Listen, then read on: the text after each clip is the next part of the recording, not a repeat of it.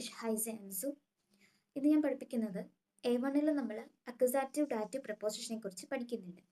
അപ്പം അതിൻ്റെ ഒരു എക്സ്പ്ലനേഷൻ അല്ലെങ്കിൽ അതിനെക്കുറിച്ചാണ് അറിയാൻ വയ്യാത്ത കുട്ടികൾക്ക് അതിനെക്കുറിച്ച് പഠിപ്പിക്കാനാണ് ഇന്ന് ഞാൻ ഇങ്ങനൊരു വീഡിയോ ചെയ്യുന്നത്. ഫസ്റ്റ് വൺ നമ്മൾ അക്യൂസാറ്റീവ് പ്രപ്പോസിഷനാണ് ഫസ്റ്റ് നമ്മൾ പഠിക്കുന്നത്.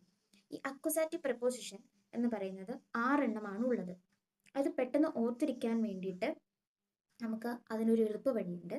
അതായത് ഈ അക്യൂസാറ്റീവ് പ്രപ്പോസിഷനിൽ ഈ 6 അക്യൂസാറ്റീവിൻ്റെ പ്രപ്പോസിഷൻ്റെ ഫസ്റ്റ് ലെറ്റർ വെച്ചിട്ട് അതിനൊരു ഓർത്തിരിക്കാൻ വേണ്ടി ഒരു സിമ്പിൾ ആയിട്ടുള്ള ഒരു എളുപ്പ വഴി എന്ന് പറയുന്നത് ഗോഡ് ഫുബ് എന്നാണ് അതിനറിയപ്പെടുന്നത്. അപ്പോൾ ഇത് നമ്മൾ ഓർത്തിരിക്കുമ്പോൾ നമുക്ക് ഓട്ടോമാറ്റിക്കലി നമ്മുടെ മൈൻഡിലേക്ക് ഏതൊക്കെയാണെന്ന് വരാൻ ചാൻസ് ഉണ്ട്. അപ്പോൾ അതാണ് പറയുന്നത്.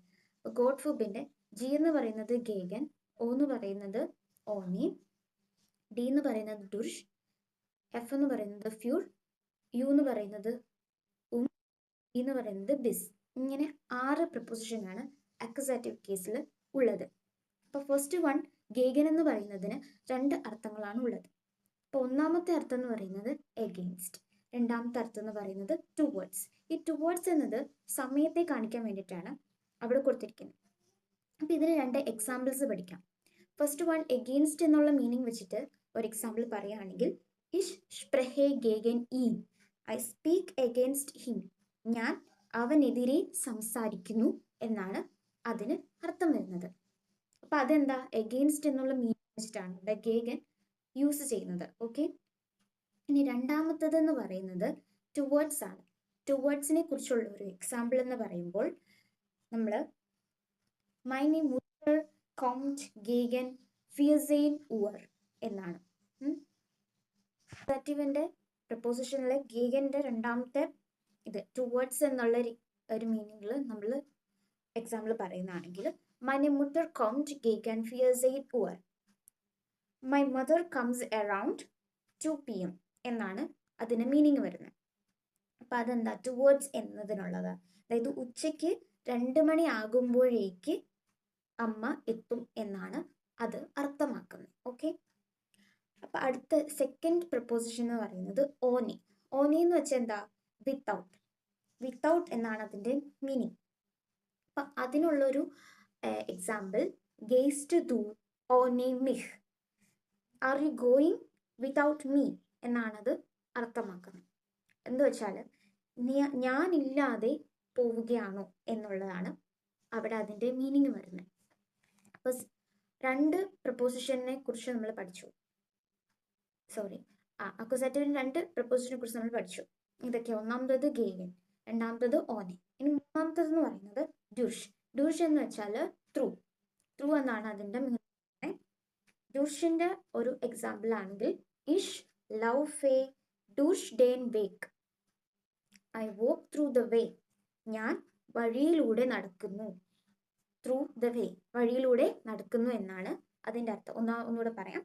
ഇഷ് ലവ് ഫേ ഡുർഷ് ഡേൻ വേക്ക്, അങ്ങനെയാണ് എന്താ ഡുർഷ് എന്നതിനുള്ള എക്സാമ്പിൾ. നാലാമത്തെ പ്രപ്പോസിഷൻ, അക്യൂസാറ്റീവിൻ്റെ 4ാമത്തെ പ്രപ്പോസിഷനാണ് പഠിക്കുന്നത്. 4ാമത്തെ പ്രപ്പോസിഷൻ ഏതാണ്? ഫ്യൂർ. ഫ്യൂർ എന്ന് പറഞ്ഞാൽ ഫോർ, വേണ്ടി എന്നുള്ളത്. ഓക്കെ, അതിനൊരു എക്സാമ്പിൾ പറയുകയാണെങ്കിൽ ദസ് ഗിഷങ്ക് ഇസ്റ്റ് ഫ്യൂർ ദെൻ മാൻ, അതെന്താ the gift is for the man, ഈ സമ്മാനം പുരുഷനുള്ളത് അല്ലെങ്കിൽ മാനിനുള്ളതാണ് എന്നാണ് അവിടെ അർത്ഥം പറയുന്നത്. എന്താണ് ദസ് ഗിഷങ്ക് ഇസ്റ്റ് ഫ്യൂർ ദെൻ മാൻ എന്നാണ് അവിടെ ഫ്യൂറിനുള്ള എക്സാമ്പിൾ. അതിലെ പ്രപ്പോസിഷൻ ഏതാണ്?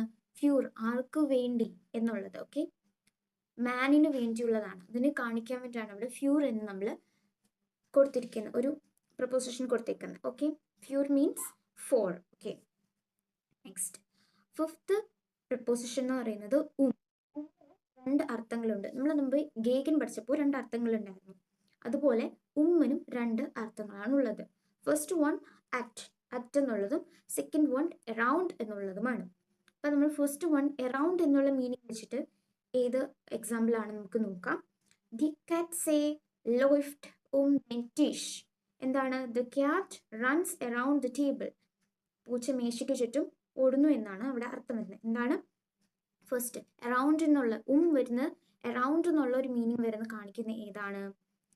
Die Katze läuft den Tisch. Around. രണ്ടാമത്തെ എക്സാമ്പിൾ എന്താ? അറ്റ് എന്നുള്ളതിന്റെ എക്സാമ്പിൾ. അറ്റ് എന്ന് പറയുന്നത് ഒരു ടൈം അല്ലെങ്കിൽ ഒരു പ്ലേസ് ഒക്കെ കാണിക്കാൻ വേണ്ടിയാണ് അറ്റ് ഉപയോഗിക്കുന്നത്. അതിന്റെ എക്സാമ്പിൾ എന്താന്ന് വെച്ചാൽ ഇഷ് കൊമ്മി 8 Uhr എന്ന് വെച്ചാൽ I am coming at 8 o'clock. ഞാൻ 8 മണിക്ക് വരാം എന്നാണ് അവിടെ മീനിങ് വരുന്നത്. അത് മീനിങ് എന്താ? അറ്റ് എന്നുള്ള മീനിങ്ങിൽ നമ്മൾ രണ്ടാമത്തെ എക്സാമ്പിൾ പറഞ്ഞു ഇഷ് കൊമ്മെ 8 Uhr. Okay, 8 Uhr. എന്നുള്ളത് എന്താ? അറ്റെന്നുള്ള മീനിങ്ങിലാണ് അവിടെ യൂസ് ചെയ്തിരിക്കുന്നത്. ഓക്കെ, അപ്പൊ ഇനി നമ്മൾ ലാസ്റ്റ് വൺ അക്വസാറ്റീവിന്റെ ലാസ്റ്റ് പ്രപ്പോസിഷൻ ആയിട്ടുള്ള ബിസ് എന്നതിനെ കുറിച്ചാണ് പഠിക്കുന്നത്. ബിസ് എന്ന മീനിങ് എന്താണ്? ടിൽ എന്നുള്ള അർത്ഥമാണ് ബിസ് എന്നുള്ളതിന് അവിടെ യൂസ് ചെയ്യുന്നത്. അപ്പോൾ അതിന്റെ എക്സാമ്പിൾ ഇഷ് ഹാബെ ആർബൈറ്റ് ബിസ് നെക്സ്റ്റൻ സോൺടാഗ്. I have work until next Sunday. അല്ലെ, ഇഷ് ഹാബെ ആർബൈറ്റ് ബിസ് എന്താ? അൻറ്റിൽ അല്ലെങ്കിൽ ടിൽ നെക്സ്റ്റൻ സൺഡേ. എനിക്ക് അടുത്ത ഞായറാഴ്ച വരെ വർക്ക് ഉണ്ട് എന്നാണ് അവിടെ പറയുന്നത്. ഈ എന്താ വരെ എന്നുള്ള ടിൽ, ഇതുവരെ, അങ്ങനെയുള്ള കാണിക്കാൻ വേണ്ടിയിട്ടാണ് നമ്മൾ ബിസ് എന്ന പ്രിപ്പോസിഷൻ യൂസ് ചെയ്യുന്നത്. ഒന്നുകൂടെ ഞാൻ പറയാം. ഇഷ് ഹാബെ ആർബൈറ്റ് ബിസ് നെക്സ്റ്റൻ സോൺടാഗ്. I have work until next Sunday എന്നാണ് അതിന് മീനിങ് വരുന്നത്. ഓക്കെ, ഇത്രയേ ഉള്ളൂ നമ്മുടെ അക്വസാറ്റീവ് പ്രപ്പോസിഷൻ. അക്വസാറ്റീവ് പ്രപ്പോസിഷൻ ഏതൊക്കെയാണ്? ഗീഗൻ, ഓനി, ഡുഷ്, ഫ്യൂർ, ബിസ്. ഗേഗൻ, ഓനി, ഡുഷ്, ഫ്യൂർ, ബിസ്. ഇതെങ്ങനെ നമ്മൾ ഓർത്തിരിക്കാൻ എളുപ്പ വഴി ഞാൻ പറഞ്ഞിട്ടുണ്ടായിരുന്നു. അതെന്താണ്? ഗോ എന്ന് നമ്മൾ ഓർത്തു വെച്ചാൽ നമുക്ക് പെട്ടെന്ന് ഇതിനെ ഏതൊക്കെയാണെന്നുള്ളത് നമുക്ക് മൈൻഡിലേക്ക് വരും. Okay, thank you.